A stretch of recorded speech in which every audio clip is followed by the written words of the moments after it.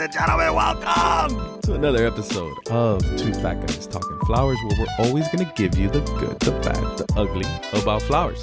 I'm Fern here with Joel on the ones and twos. We got Ryan in the house. We got Mimi in the house. Mike is up at Jeff Fresh North Country, and our awesome guest today, very smart. What a guy with tons of numbers. Charlie Hall with SAF. We got Amanda Jedlinskey on with SAF. We are rocking and rolling this morning. Hey, thanks for having us. Welcome, guys. Welcome. Hallelujah. We got it going. Few technical difficulties today, but hey, we went on 2 different podcast Zoom links. We had 3 password resets, but all is well. We are here. Let's get it going. I love watching Charlie's updates on SAF roundtables. I love it. Thanks, Mike. I appreciate that. No, so Charlie has a ton of numbers and projections, and I'm a numbers guy. I love looking at numbers. I love seeing where numbers will tell the tale, depending on ups and downs and, averages. I love the numbers, but man, Charlie's really in on it. But Yeah. Charlie, you've always been in horticulture economy. Is it the right word, economy? Yeah. Economist. In a sense, yes. Well, he's an economist. Yeah. I am an economist, yes. Well, we're talking about economy. And I'm a horticultural Or is it economist. economy? No, economist. If there's more than one economist in the room, economy, that I hadn't used that term before, but I will now. That sounds pretty cool. Sounds like the beginning of a joke. 3 economists walk into a room. 3 economy.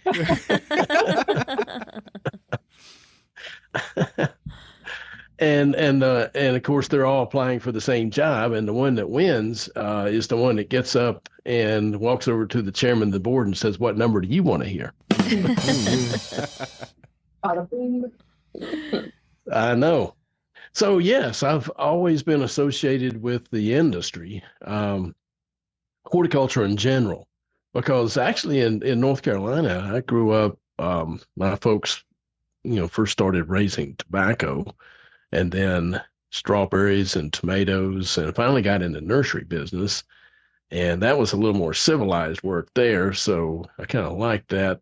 And then, of course, when I went off to school, started studying agricultural economics, and then a master's in horticulture, and then switched back to ag economics for a PhD, and then went out to Texas A&M in 1988 and was there 14 years, rose through the ranks, full professor, and I thought I'd be there the entirety of my career. But the University of Tennessee called up and said, "Hey, won't you come back and be on the faculty at your alma mater?" And that was a pretty cool deal. Yeah. So I said yes, and it was a chance to be closer to home, and so for 5.5 years I did that, and then Texas A&M called back and said, "Hey, we've got this endowed chair, and it's in the horticulture department, not the ag economics department. You want to come back to Aggie Land?" And my oldest daughter and then my one grandson were still in the area. So yeah, I jumped on that chance, came back to Aggie Land, and that was 17 years ago. So here I am.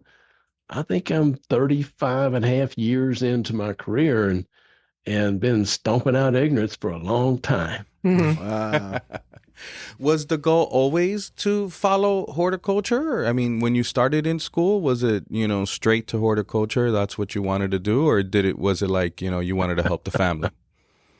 No, that's a great question too. And the answer is no, I didn't want to be in horticulture. Anybody that grows up in horticulture, they're not going to want to be in it volunteer until, I had a project that it was advanced farm management. It's a course at Tennessee, and you had to model a whole farm plan. And so I knew the nursery business, so I modeled the nursery business and found, hey, I can combine this horticulture with economics and speak both languages. And actually, that's kind of a niche. So that's where that started, and the entirety of my career has been, I've been talking about the economy and the implications for horticultural businesses, and it's kind of the best of both worlds.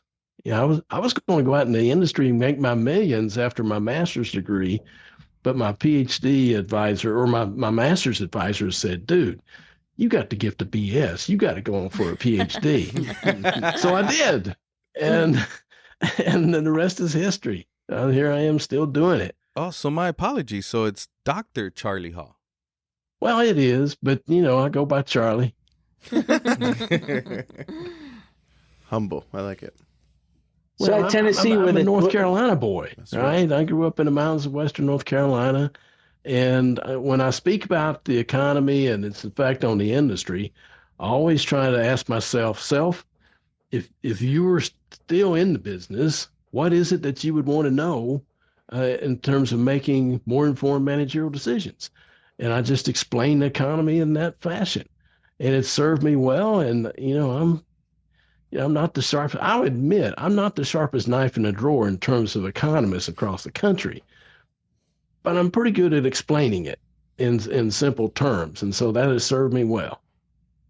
Can you think of other ones of those, the sharpest knife in the drawers? Can you recall any other ones? Brightest bulb brightest One of them color is in here at Texas A&M. In fact, his name is Dr. Marco Palma, and he is in the economics department. When I left here and went to Tennessee, they hired him from the University of Florida. Now, in spite of him being a Gator, he's really Go Canes. he's like the perhaps the sharpest ag economist I know, and he heads up the Human Behavior Lab here at Texas A&M, and he and I collaborate on a number of things, including trying to figure out what is it that drives consumer purchasing of flower, shrubs, and trees, right? In our industry, what is it that compels people to buy those products? And not to delve off in it too much, but there's a theory that Clayton Christensen, who was a Harvard business professor, came up with called jobs to be done theory. He wrote a whole book about it, and he talked about disruptive innovation in various industries. He said that any product, you basically can really narrow down the value proposition of that product by asking, what job is this product designed to fulfill or to do? It's like a 1/4-inch drill bit was his famous example. He said, you don't buy a 1/4-inch drill bit because of its properties. You buy a 1/4-inch drill bit because you need a 1/4-inch hole. Mm-hmm. And another classic example was McDonald's milkshakes. McDonald's was looking at the sales of milkshakes across the company, and they found that between the hours of 6:30 and 8 o'clock, milkshake sales were higher than any part of the day. 6:30 in the morning. And so he and some grad students from Harvard took on this case study, and they went and they visited tons of stores and intercepted people and asked them, why are you buying a milkshake at 6:30 in the morning? He said, well, I'm not a coffee drinker, so I need something to keep me awake during my morning commute. So a milkshake from McDonald's is so thick, it takes an hour to drink it. So it's the perfect thing. So they were buying milk. So jobs to be done. So the basic question I try to ask the floral industry is, when people buy flowers, what job is it that people desire for that flower to fulfill? And of course, the answer is multifaceted, as we know. And whether or not you're the giver or the receiver of those flowers, there's a ton of emotion that's generated, obviously. But then there are numerous health and well-being benefits that go along with having flowers in the home. And of course, SAF has been leading the charge in documenting those health and well-being benefits for a number of years now. And so it's quite exciting when you think about the jobs that flowers provide to consumers all around the world. It's pretty fascinating. I can just sit here and listen. I'm like, keep going. That's what's going to happen. Don't stop. Keep going. Give me more. One of those, obviously, that SAF sponsored this particular research in particular was looking at stress levels among women. Now, Amanda, I'm not sure why you didn't ask about stress levels among men. You probably didn't care one way or the other, but they found that when women receive flowers, cortisol levels in the body go down tremendously. So stress levels go way down. Having flowers in the workplace, having flowers at home, obviously reduces a lot of stress. And stress related diseases in this country are at an all-time high. So removing cortisol from the body is pretty critical physiologically. So we're not even talking about the emotions. We're talking about the physiological response whenever men and women receive flowers, how cortisol levels, which is the stress hormone, cortisol levels in the body go down dramatically. So you've got... I have very high cortisol level. So I guess dealers of flowers are immune to that. But that's cool. I really think that's cool. Well, it is cool. And the interesting thing is that they don't always have to be real flowers. I don't say that too loudly or too often, but sometimes if we merely have pictures of flowers in the room, that helps reduce cortisol, and or even artificial flowers and plants help reduce cortisol. I've never heard that. That's incredible. Yeah. It's probably by the color too, right? Like the colors also affect you? There are certain colors that in certain cultures are more meaningful than others. I mean, when you're in Asia, for example, there are certain colors that you steer clear of because, I think if I'm remembering correctly, like in China, the color yellow is associated with death. So you don't normally use yellow flowers in that case. I may be misremembering, but the point is still the same, is that colors can be important in terms of preferences of flowers, but still flowers of any color also reduce cortisol. Right. Yeah. I know that's true about also, like when you go to the supermarket, like they have the lighting. People that know how to get into your head by laying out the colors in a certain way. Yeah. So you walk into the produce department and, everything's in a color coordinated way. It's not by accident. Yeah, the lighting's is super important in supermarkets. Colors in hospitals. I know that, and I don't know, I've been to too many hospitals, but I've counted. Most of the times it's like light blue or light yellow that they paint it with. So like if you're in a hospital room, they try to paint the hospitals like around those colors because they're supposed to calm people down and ease pain. In fact, the hue, HUE, of lighting is pretty critical in terms of moderating how we feel and even how we learn. Philips Lighting has done some research in schools, for example, and found that you can use the hue of the lighting to either bring the students up in terms of their energy levels if it's right after lunch, or if it's right after recess, you can bring them down. So you can cool the hue of the lighting, more cool colors. That's the blue pigment to bring them down after recess. But if you before an exam, then obviously a brighter light and a more warmer light actually augments performance on the exam, and they perform higher in those colors of light. So that more yellow light is better for learning. We got to change the lights. Learning. We got to change the lights, Mike. Yeah, and of course natural lighting. You cannot replace the value of natural lighting. So having skylights and so forth in schools is pretty critical in affecting school performance. But the problem is that we give the contract for building schools to the lowest bidder. Right. And so we don't have a whole lot of windows or a whole lot of skylights. We build these big concrete rectangular shapes and throw a bunch of people in there. But if we rethought that process, we would incorporate a lot of biophilic design into the architectural scheme of schools and hospitals. So the scholastic performance on standardized tests for kids that have flowers in the classroom, their memory retention is enhanced by as much as 25%. Damn. That's amazing. I know.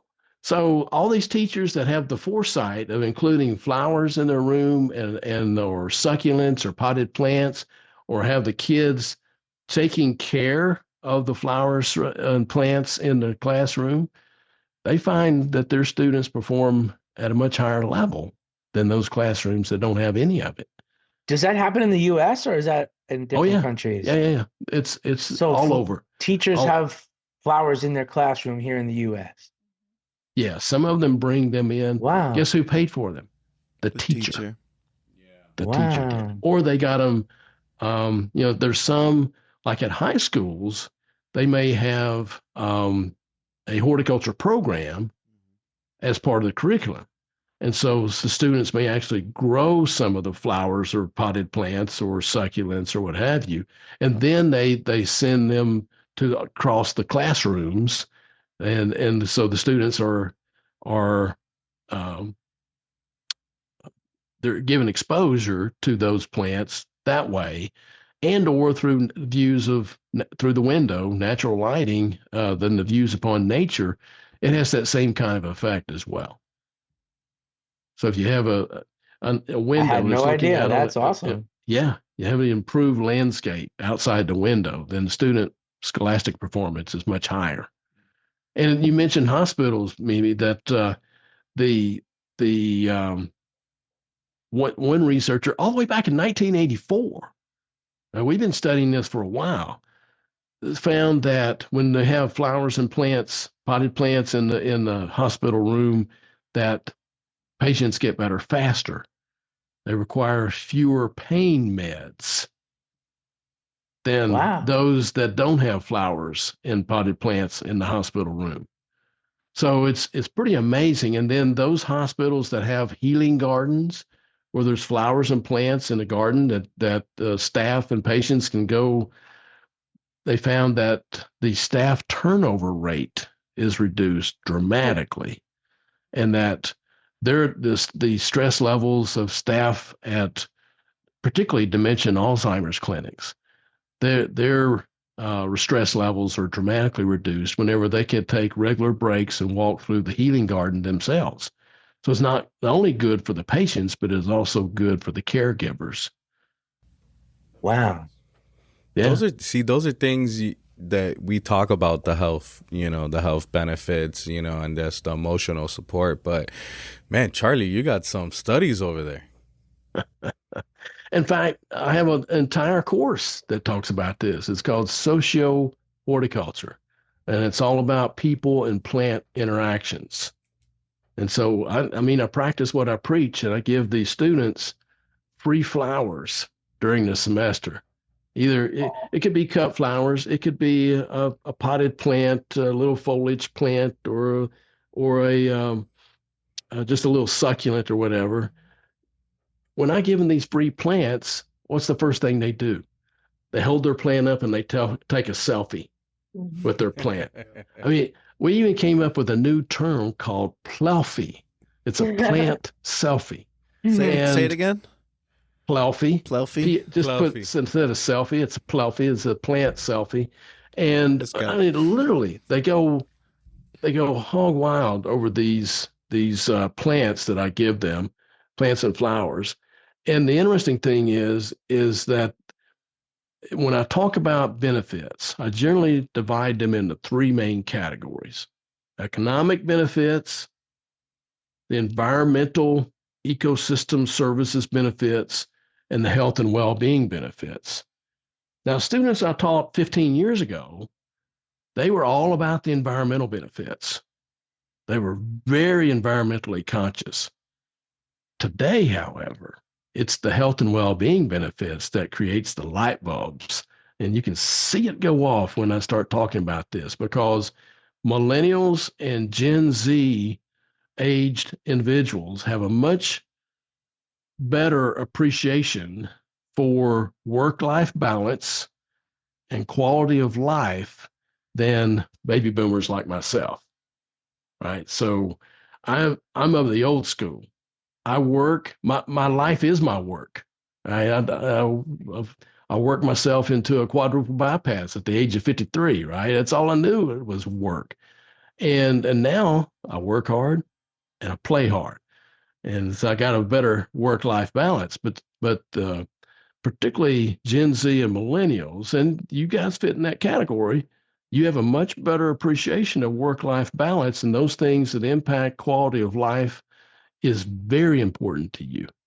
And you are willing to pay for products and experiences that benefit you from a quality of life perspective.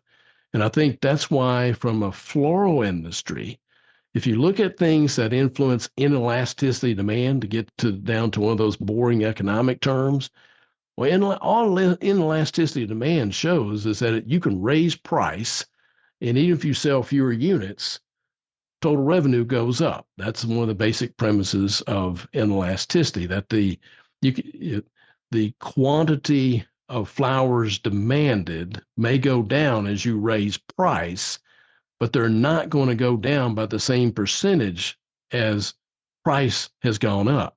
So that's inelasticity in demand. Well, the obvious question is, Charlie, what makes our floral demand more inelastic? And it's by focusing on the benefits that really resonate with people. And those benefits that really resonate with people, health and well-being benefits. So kudos to you guys for talking about health and well-being benefits in previous podcasts. So we need to keep it up as an industry. Yeah. Because I have literally thousands of research citations of studies that have been conducted through the years. Thousands. And there are now obviously cognitive benefits, there's stress benefits, but there's other physiological benefits. Those with gastrointestinal issues, in fact, their GI problems go down in the presence of flowers and plants as well.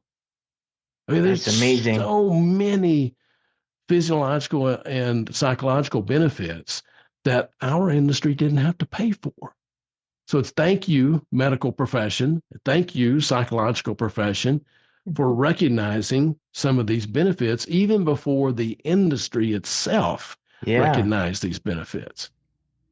Do you feel like the industry, now that it recognizes the benefits, do you see like people actually like taking advantage of it? Because I still feel like now that people are just aware that the industry is like a work heavy mental health is not really the focus. It was kind of focused on more of the workload. I still kind of feel like now I'm aware of it, but the workload doesn't go down. You know what I mean? During our panel discussion at AAFD for Next Gen, a lot of the people were asking about that. The younger people were asking, what are the hours like? What is the work-life balance? How do you... Right. So I think that there has to be some sort of transition to allow them to come in, and there has to be some sort of changes, because the industry is only going to grow when we have, at least the workforce needs to grow. We need to be understanding that these people are prioritizing that.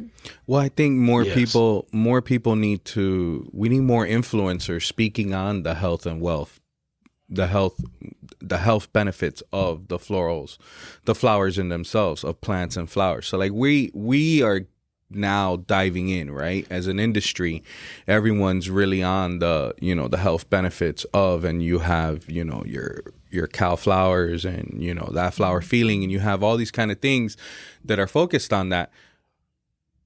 But do we have a lot of influencers talking about it? But my point is that it's not so much talking about it, it's that the demand of the actual work has not, if anything, it's gone. You need more work. You need to fill in more holes, because we're going back to 2019. We need to work harder. We need to hustle harder on certain things. We need to continue to increase. Oh, you were listening to the meeting this morning, right? Yeah. I'm always listening. But we need to increase consumption of flowers as an industry. It's something that everybody wants.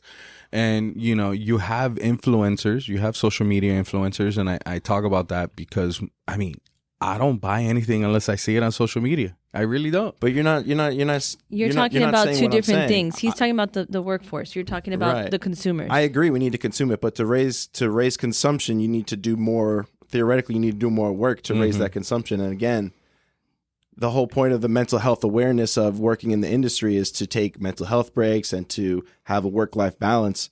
But this industry is not really built for that.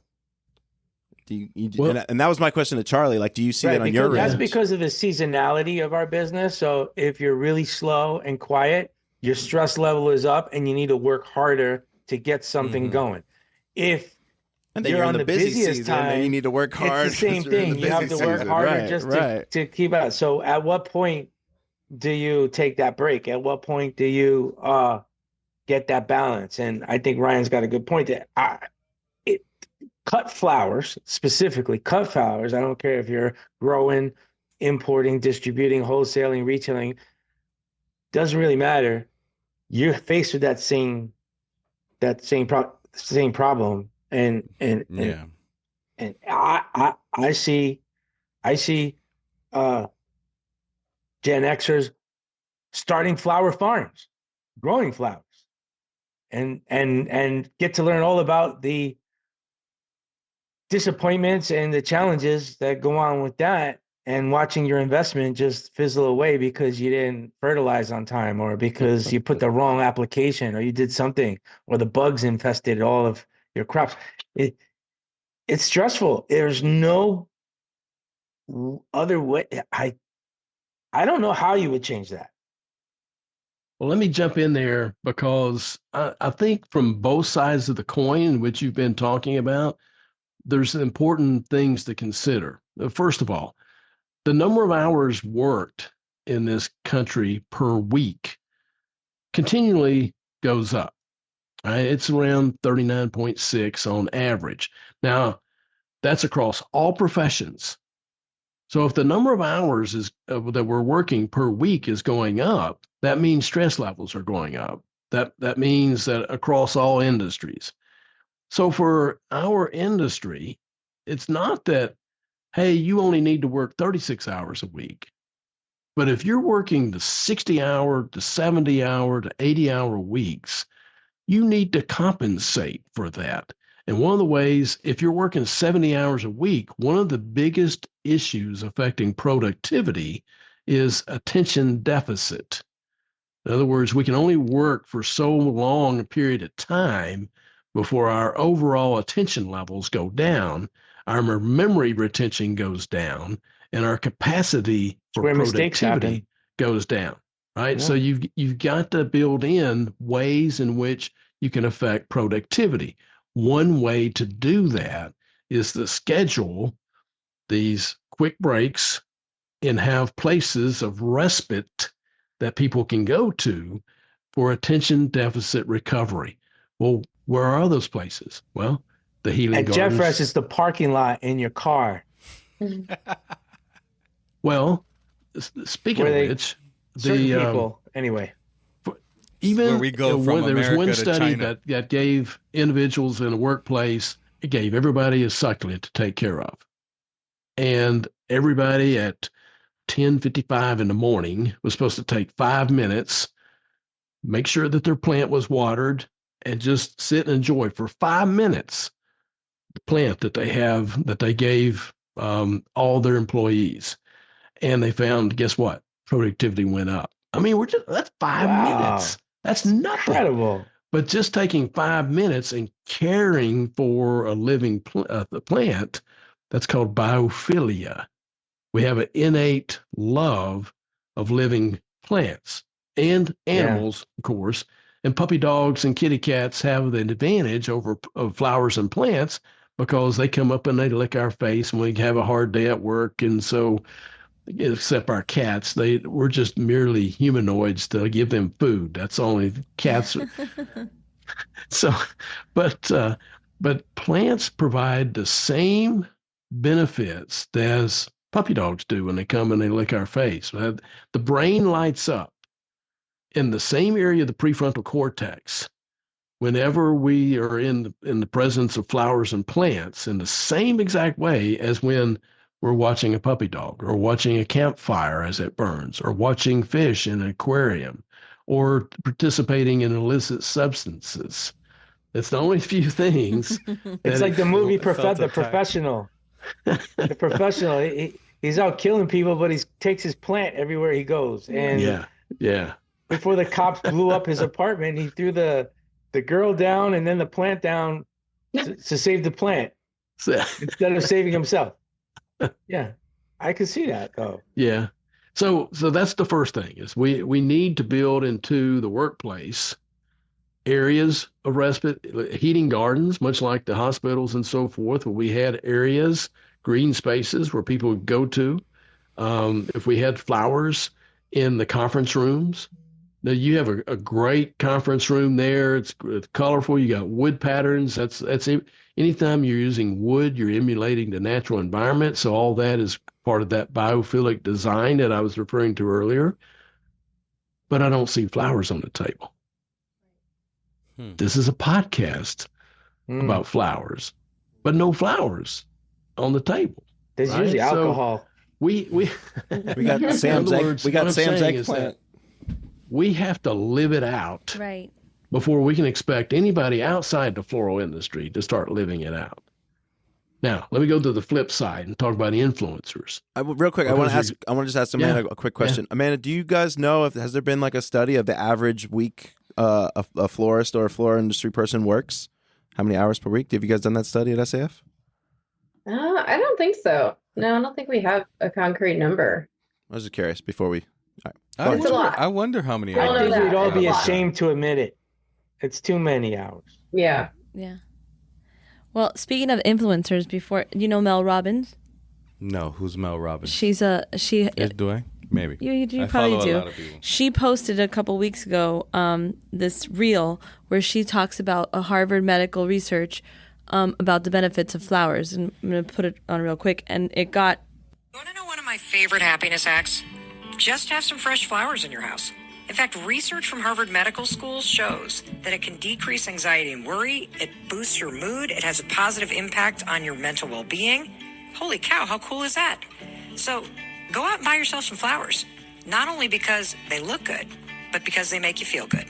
Now that one had over 13,000 shares. Who was that sponsored for? It's not sponsored. That was just for her. That felt like a commercial. Yeah. Yeah, I know. We should sponsor her. I know. Well, Mel Robbins, she's an author. She has her own podcast, and I thought that was amazing when Tracy sent it to me, nice. And then everybody started sharing it.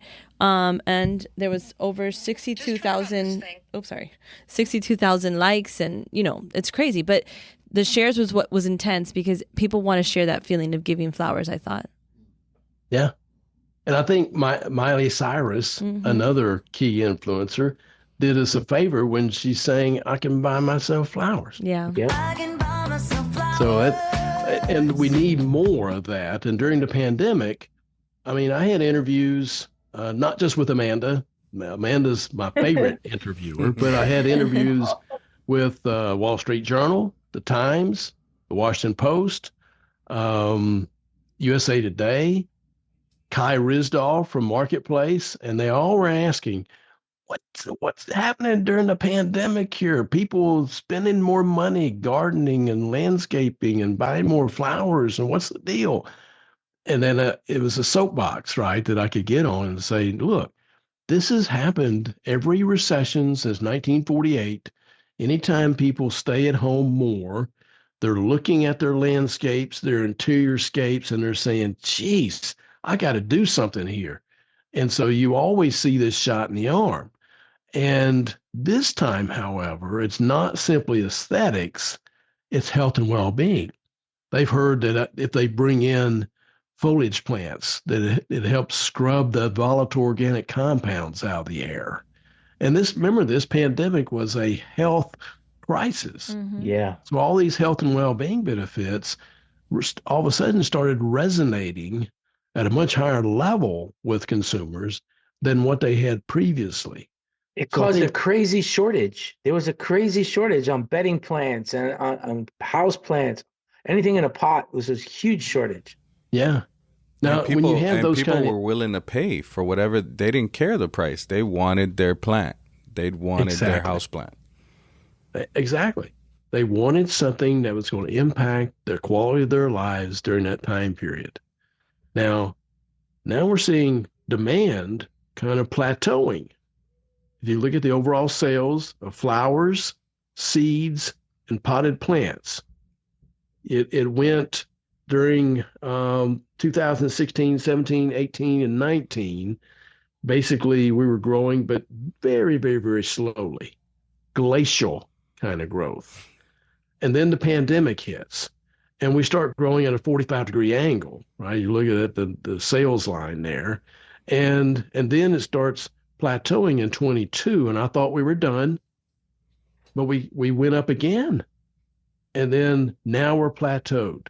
All right, we're hearing anecdotal stories from florists and supermarkets that people are starting to push back on price levels and so forth, and that the overall demand, depending on the weather that happened in that locale, or depending on inflation at the time on other food and other items within the supermarket, that there's been more pushback from consumers about prices in general.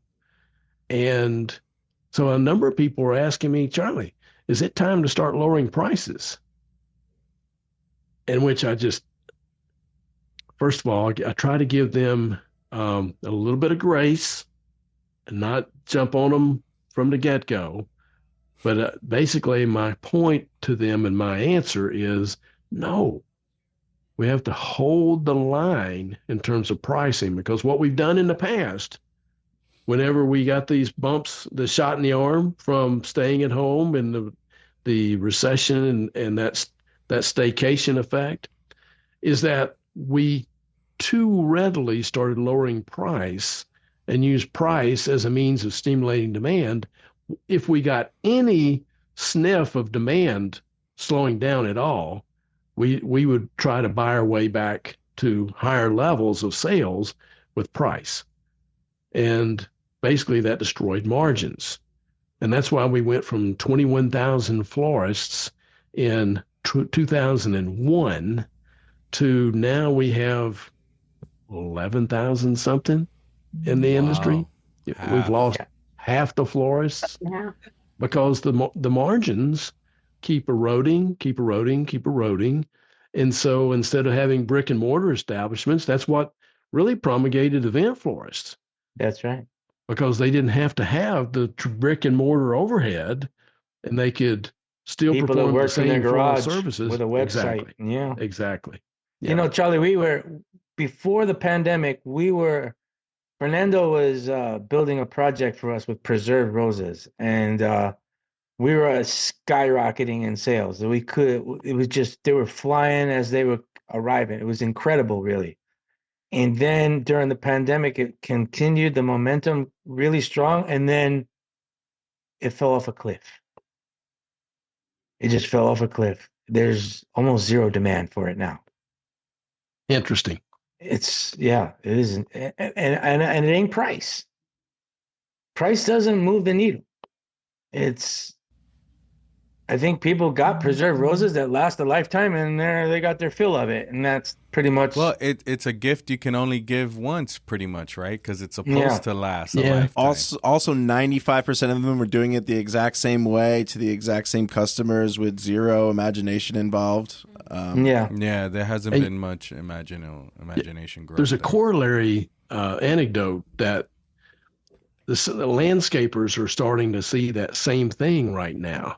Is that during the pandemic, landscape services were one of the few services that were growing like all get out, because landscapers could perform everything outside and they didn't have to mask up and be close to the customer or what have you. Well, now, I mean, how many landscapes is a household going to purchase over a 5-year period? Right? So they've already made that investment. So maybe they tweak something and add lighting or Christmas tree lighting or what have you. There's some ancillary services that those landscape firms are providing, but they too are seeing a slowing of that demand. And it's just because we don't buy that many landscapes. Mm-hmm. Unlike flowers, those are one of the few things that we can purchase over and over and over and over again and still receive the same health and well-being benefits all throughout that time period. But I agree. I don't think lowering prices is necessarily the move, especially since the past 2 years, maybe 3 years, the costs of doing business have gone up so much. There's no room to really lower prices. Yeah. Since 2019, and I calculate what's called the index of prices paid by growers. And I'm measuring all the inputs that growers are using to produce flowers and shrubs and trees, etc. And since 2019, the cost of those inputs has increased 21%. So what does that mean? That means that growers have had to raise prices by at least 21% over the last 5 years, just to keep up with the inflated cost of inputs. Now, those costs are starting to come down now, and so they don't have to worry about raising price at the same rate at which they were. But I have like 1% forecast for 2024. So those costs are not just borne by the grower, they have to pass those along all through the supply chain. And so by the time it gets to the consumer, those costs have been passed along and prices may be 25% higher if all participants have been marking up those added costs all through the supply chain. But that doesn't always happen. So some absorb a portion of that. They pass some of it along, but not all of it. So again, their profit margins keep getting smaller and smaller over time. So this is what, remember those florists, the same thing, their cost since 2001, it increased, but they kept pricing their services at a certain level, and they kept their profit margin was lower and lower and lower and lower. So as an industry, we've not fully explored what our inelasticity of demand is. We simply raised prices this time based off a response to the pandemic. Supply chains were messy. That increased cost in the first 18 months of the pandemic by 50%, all through the supply chain. I mean, we were trying to reconfigure a just-in-time supply chain that had taken us 3 decades to develop. Right. And it was being shifted overnight. So we reconfigured the value chain, the supply chain, and guess what? Supply chain, we've done a great job. If you look at the risks that are involved in the supply chain, the costs, and how long it takes to get product, the supply chain's back. I mean, there's a few air freight and hiccups that happen from time to time. Yeah, but that supply chain is the majority of it is speculation. Yeah. They're growing it on speculation, whether it's plants, flowers, whatever. If it's not hard goods, there's really no way to control it. And it's either if you don't have the product, then the customer's going to go to your competition. If you do have the product, then your customer's comparing the price and the quality, and maybe still is going to your competition. Yeah. It's very difficult to predict what you're going to sell anymore. Yeah. It's a gamble. Yeah. I mean, it's safer than going to Vegas, but it's still a gamble. I remember, Mike, one of our previous conversations about the rental rates on storage. Yep. Warehouses. Yeah. And it's markedly different today than what it was when you and I last talked about it. Yes, sir. So it's constantly changing. But we have to, as participants all along the floral supply chain, we've got to recognize that we have to have a certain margin in order to be profitable, in order to stay in business, to provide these benefits. So yeah, we want as many people to buy flowers and to use flowers as possible. But that doesn't mean we have to offer them dirt cheap, because people oftentimes associate value with the overall price. So for example, we don't go to Walmart to buy the most expensive blazer that we're going to wear. Right? We don't go to Walmart for that.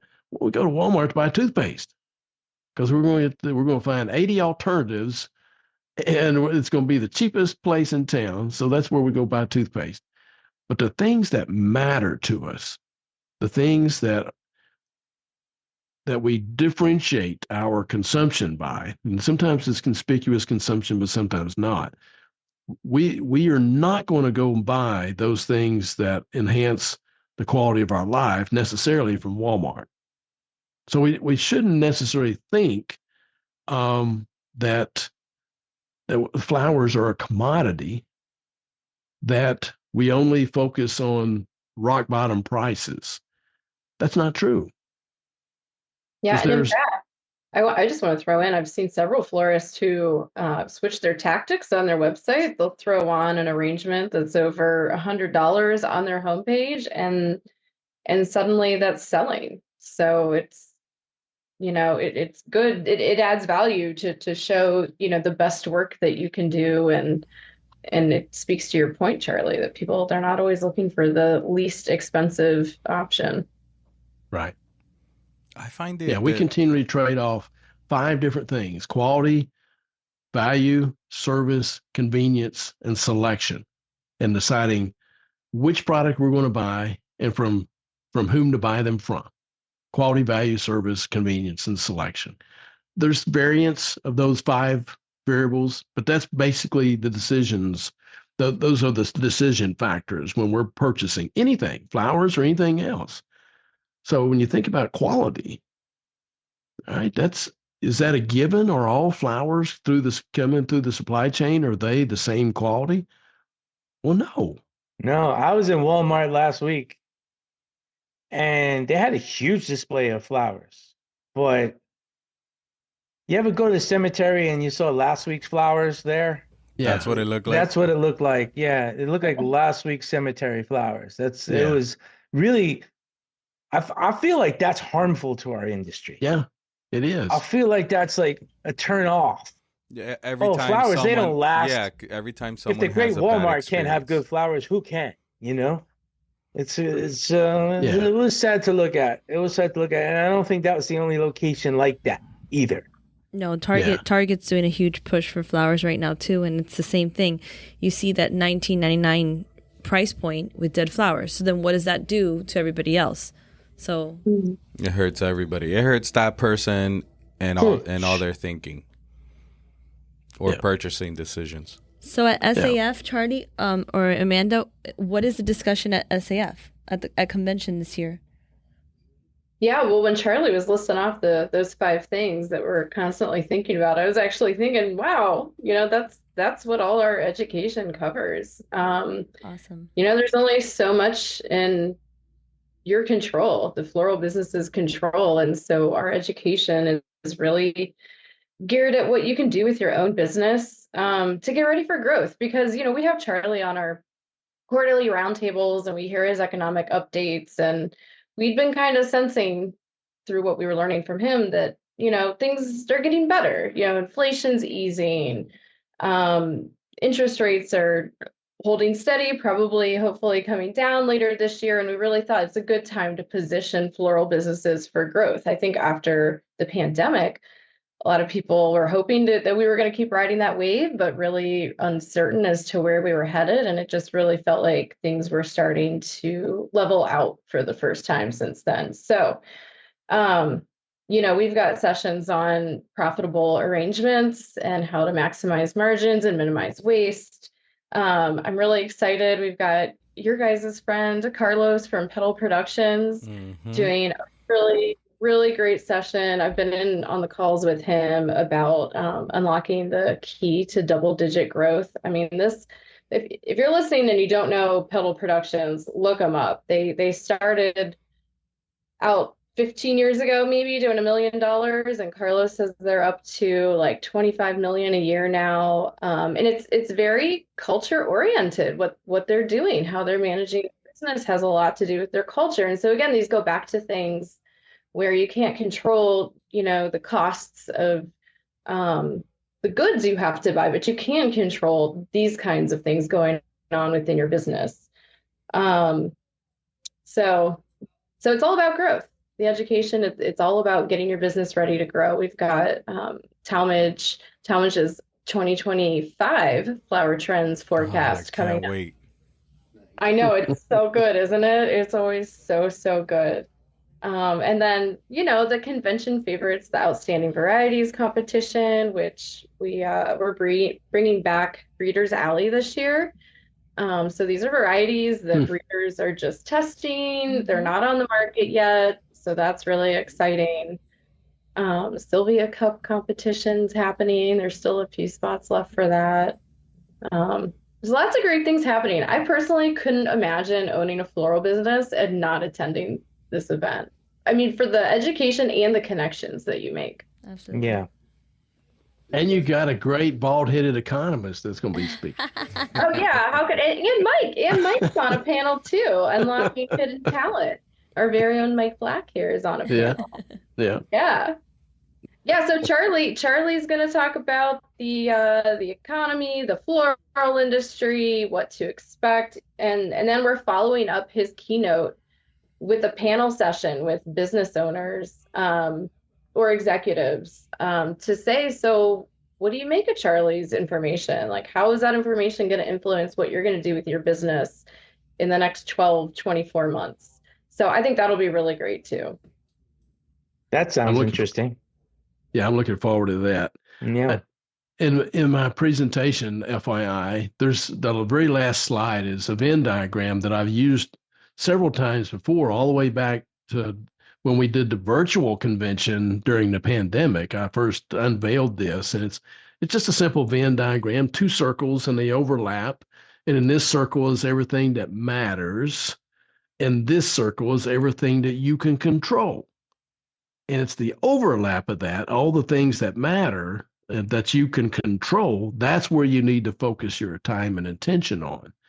So to me, when we're talking about growth, immediately my mind goes to the financial aspects of growth. And the rule of thumb, and I can almost guarantee that nobody in attendance will have heard this rule of thumb, but it really differentiates smart growth from growth for growing's sake. All right. So in smart growth would say that there's two main criteria, and that businesses should not grow their business unless both of these things are true. Number one, that your net profit margins are where they need to be. Now, notice I didn't say anything about top line sales. I didn't say anything about potential growth in the marketplace. I said, bottom line, how's the firm performance? Because we have too many in the industry that are about if they're lucky, 1%, 2% profit margin. Well, why would we want to scale a 1% profit model? We should work to get profit within our business to close to double digits and then scale that model. Now, the second part of that criteria is a ratio called asset turnover. And this is where I don't think anybody in attendance will have ever heard asset turnover or really applied it to our industry. And that's simply the sales that your firm is generating from the total assets that you've got in place. All the plant, property, equipment, if you've got any, all the total assets on the balance sheet, right? So it's the sales that you're generating relative to that asset base. And unless that asset turnover is 2, 2.5, 3, or what have you, you have no business scaling your business. So if profit margin is where it needs to be and asset turnover is where it needs to be, that's when you scale the business. And so we had too many that try to scale, their overhead costs start increasing, and they can't maintain that cost structure all through their value chain. So I know that's kind of in the weeds a little bit, but it just goes to show that our industry sometimes focuses on the things that are interesting, like the breeders session that you just talked about, talking about the flowers coming down the pipe.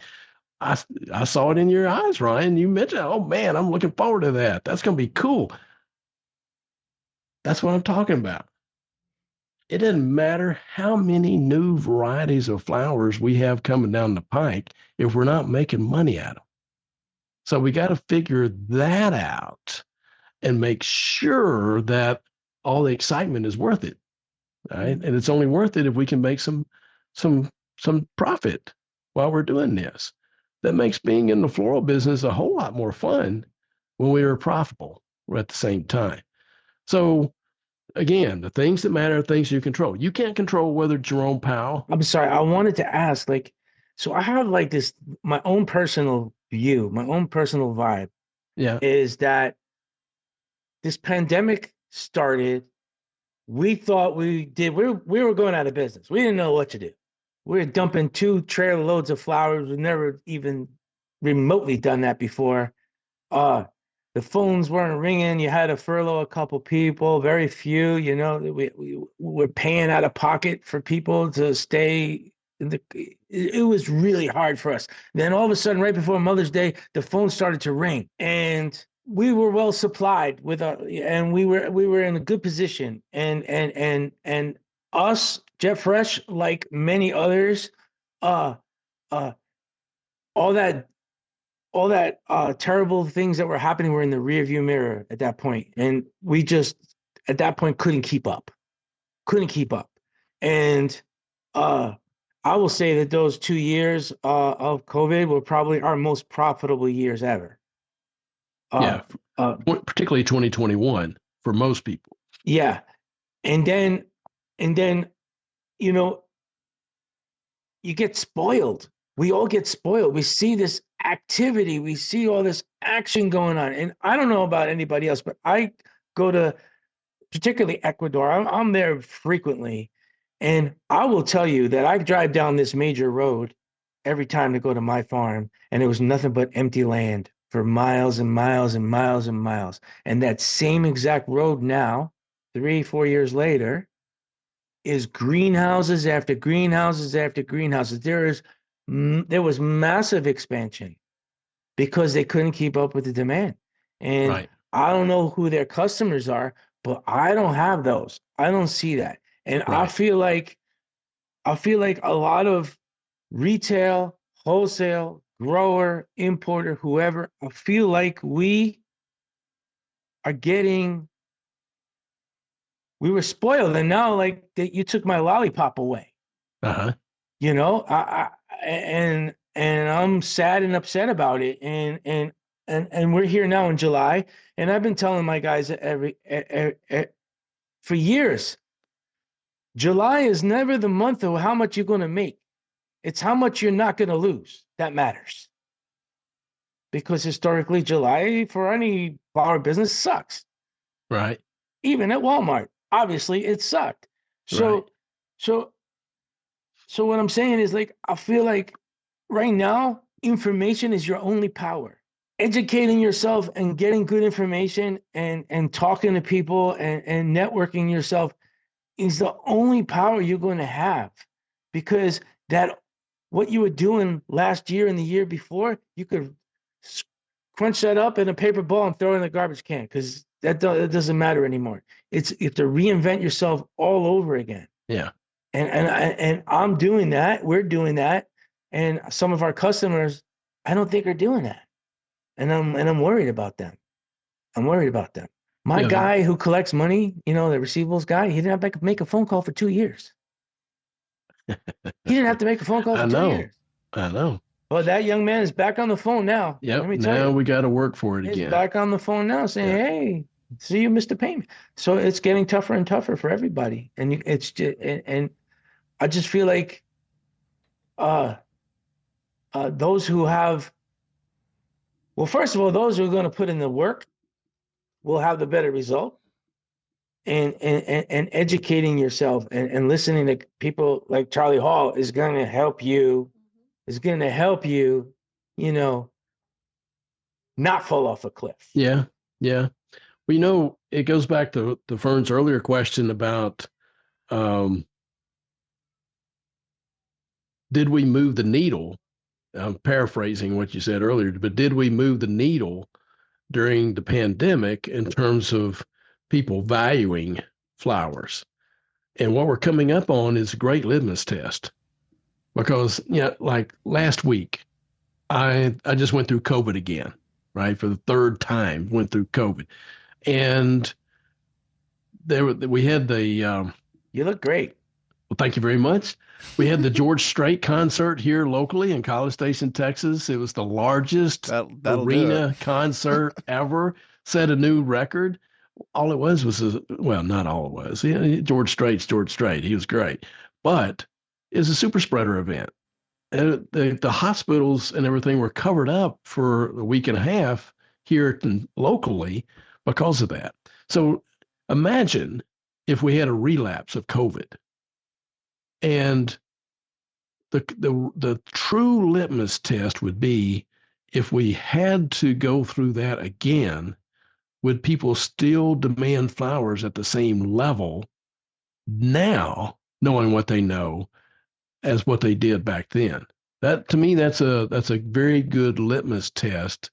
And the fact that demand is slowing down, does that mean that we didn't move the needle enough? No, we don't know yet. It's too soon to tell. Yeah. All right. But what we're looking at is pre-COVID sales and profitability down here.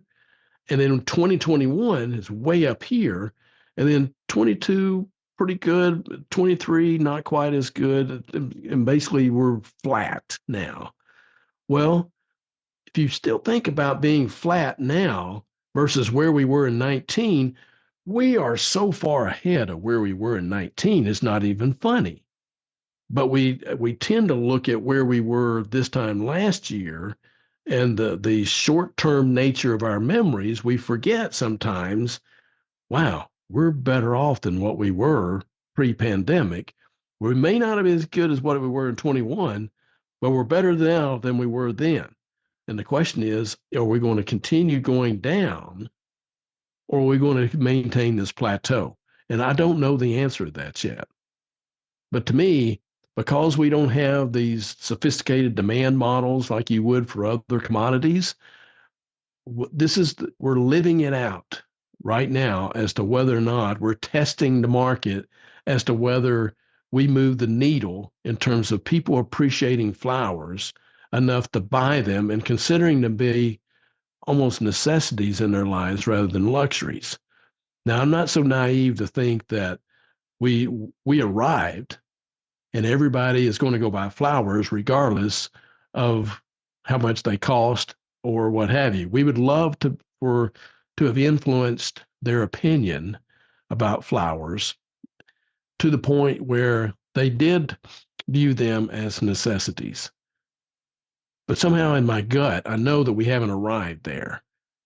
But we're looking for evidences right now in the market.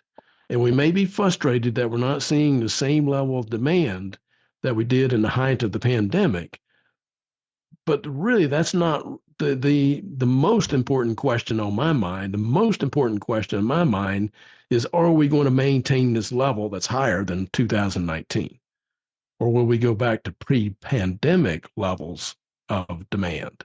As a business owner, I'm more concerned with what it's costing me to do business than the business that's out there that to be had. I'm more concerned about what it costs, because if sales dip, the costs are not dipping, and everyone had trouble with staffing up during the pandemic. So your payroll is up, the cost of doing business is just way higher. And if sales go down too much, then there's not so fun results. So, right. Like, I'm always on the phone with Fern and Casey, and we're talking about that very thing. Dan's on the phone trying to reduce any 1% that we can negotiate with our suppliers of whatever. It's just anything we could save on. Yeah. Instead of making one phone call to buy something now we have to make 3 or 4 to try to find the best possible price for the best quality at the same time. And I'm sure our customers are doing the same thing. And that's one of the reasons why when we do our surveys, we ask not only how did you perform relative to last year in terms of top line performance and bottom line net profit, but what about units? Yeah.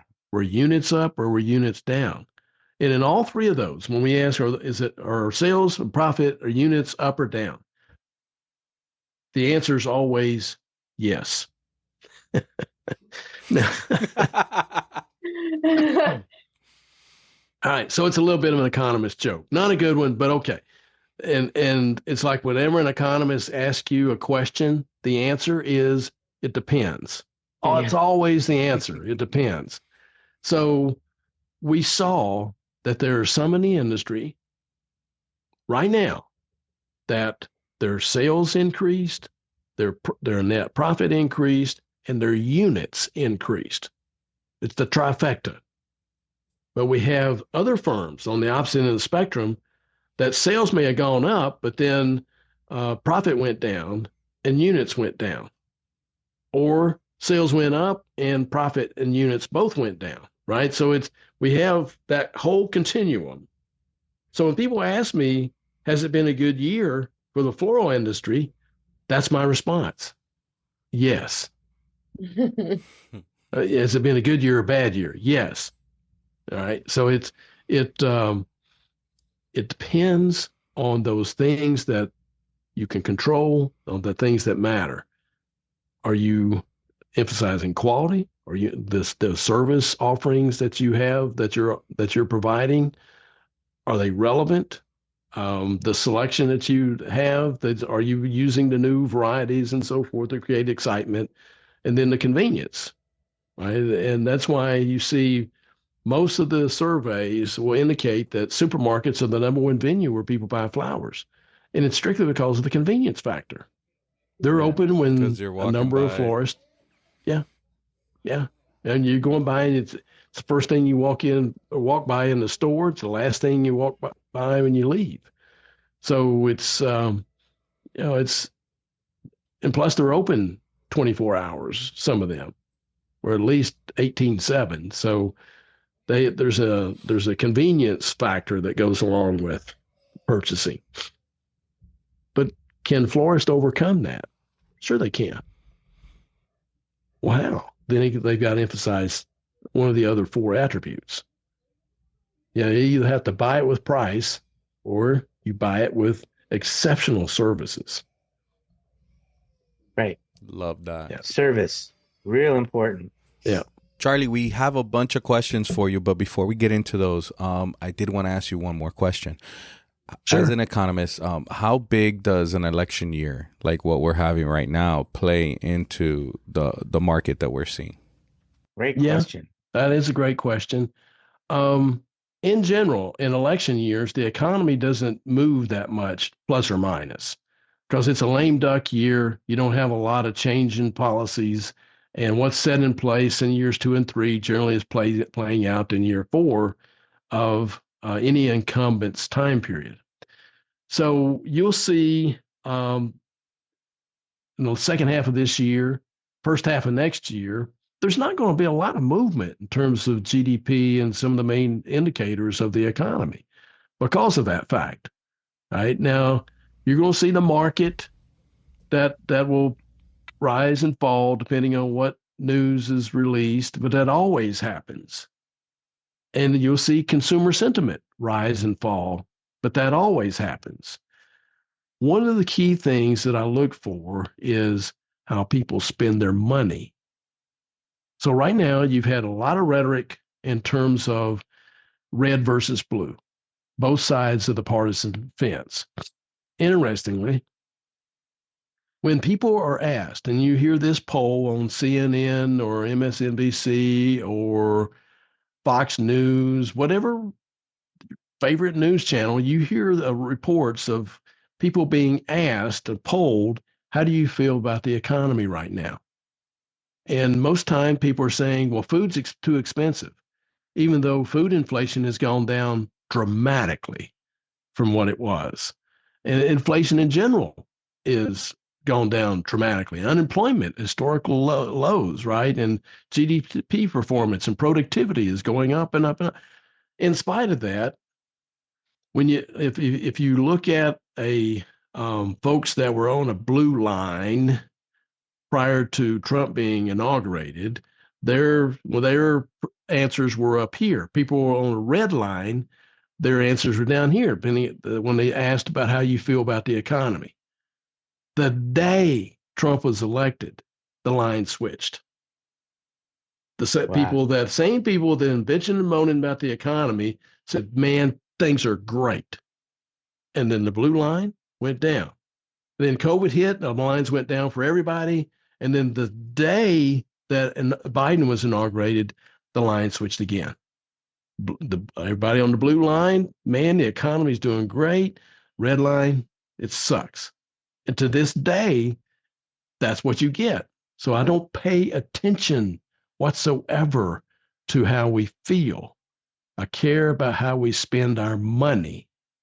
And if you look at personal consumption expenditures, that's what you and me and everybody else, all the products and services that we buy, that has gone up and up and up. It went up to until all through the post-Great Recession years, all through Obama years, all through Trump years, until the pandemic hit and went down.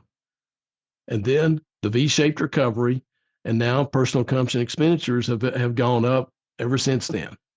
So in spite of how we may feel about the economy, we still spend our money. And that's important because GDP, 70% of GDP is tied up to what you and me and everybody else spends on flowers and everything else that we spend our money on. So as long as spending has been going up, I know that the capacity for flowers to be sold is going up too. So if flower sales are not mirroring that slope of that line in terms of overall consumer expenditures, they're obviously shifting away from flowers. They're buying something else. So we still have our work to do in terms of influencing that inelasticity demand. So we'll see the polls, those lines will flip-flop again. As soon as the election and the next president's inaugurated, we'll either see the blue line will stay here or it's going to flip. One other way, right? There's only two outcomes. And so I'm encouraging people right now. There's a new report that's one of the best I've ever seen that really takes a look at the outcome of the election on the economy. It's a report by Moody Analytics, and it's comparing Biden versus Trump policies. But I hate that title because it's not Biden's policies. It's a Democratic platform. It's a Republican platform. Yeah. So it shows the outcome. If you project out, if Trump is elected and there's a Republican sweep, you can pretty well guarantee that there's going to be a tax cut, or the tax cut of 2017 will be permanent. And so we'll see those tax benefits accrue to businesses. Interestingly, that may lead to a recession in mid-2025.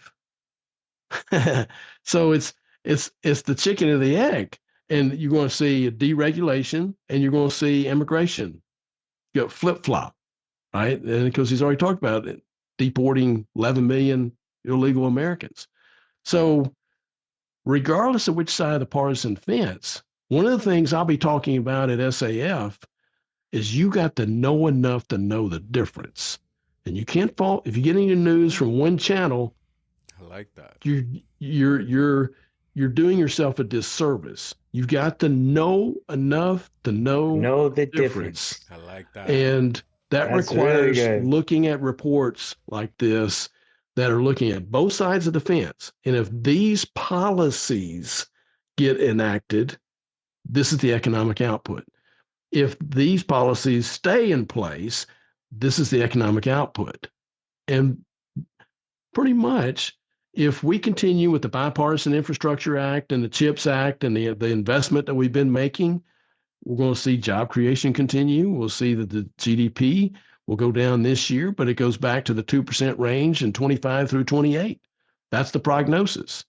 And I just told you, if you go the opposite and you cut taxes again the national debt and the interest on the national debt starts increasing, and we can't afford to pay the interest on our debt, and you have deregulation on everything across the board, and you have more tariffs, which basically increase consumer goods, and CPI, inflation will increase because of increased tariffs.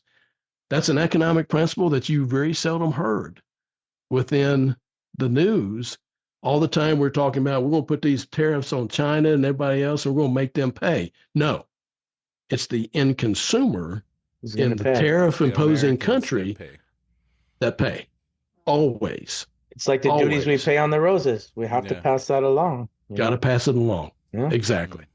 So there's again, knowing enough to know the difference. That's my homework for people. I actually have it on a slide that says homework, and do your homework before November. So that's a great question. Thank you. That was a little longer than what probably I needed to, but I get hit with that question a lot these days, obviously. No, I appreciate that. Thank you. This has been great. Ryan, you got some questions for Charlie? Let's do it. Okay, Charlie, answer these rapid fire, okay? Yep. Okay, what's the best sandwich? That would be the same sandwich that was number one on your Top 100 podcast, which was the root. There you go. I love it. Charlie's paying attention. Love it. He's a fatty. I didn't know that. What is your favorite flower? That would be hydrangea flower. Nice. What is your go-to way to relax? Fly fishing. Fly fishing. Nice. You got to take my dad. He wants to do that. He's got all the gear. Yeah. What's the most overrated flower? Roses.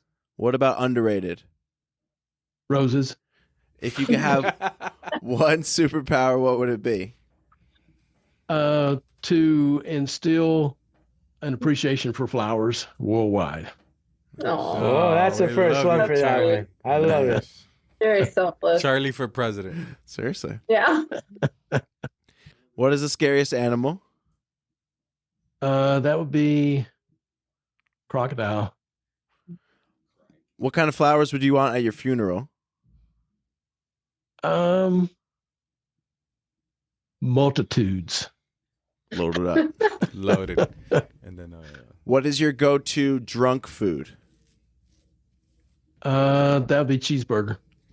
When in doubt. And could you suggest a future guest for the show? You know what? Remember Marco I just talked about? Yeah. He would be a great one to talk about the Human Behavior Lab here at Texas A&M, because all we're trying to do is figure out why people do what they do. Fun. What drives their not only purchasing behavior, but why do they lie? Why do they cheat? Why do they give money to charities and so forth? And why do people hate that? That'd be fascinating. I agree. Interesting. Very interesting. Charlie, if someone wants to reach out to you, how can they get to you? It's the best way. Email, always. You just Google Charlie Hall, Texas A&M. It's the first thing that pops up. It's search engine optimization, right? It's working. Yeah, there you go. Just Google. Yeah, that's always the best way. Also, you guys mentioned SAF Convention coming up in a couple of weeks, obviously. Just want to also throw out the last day on Saturday after the convention. We are hosting a golf tournament. Casey and Fern are running that. Blooms and Birdies 2.0. So make sure you guys sign up online for that. Sarah's coming. We gotta send Sarah and her husband a link. Sarah Campbell? Coming. Yeah, she's coming. Nice. Her and her husband. They're golfers, yeah. She said she took a month of golf lessons last year before. She said she's ready. All right. She's ready to start. Yeah. So, Charlie, Amanda, we hope to see you out there. Yeah, I can't wait to see you guys. I won't be golfing. Why not? Tiger Woods, y'all. Come on, Amanda. You can just hang out if you don't want to golf. You can definitely just come hang out. There'll be a lot of That's true. I could. There needs to be an article written about it. So yeah. Yeah. All right. There you go. All right, we're good. Thank you so much. This was amazing. I really enjoyed this. Thank you very, very much. Well, It really was, welcome. Charlie. I can hang on a lot of words that you say, man. Like you know your stuff, and you know how to just simplify things to people. I love that. Yeah. Well, thank you. I think whoever's listening got a lot out of it, for sure. For sure.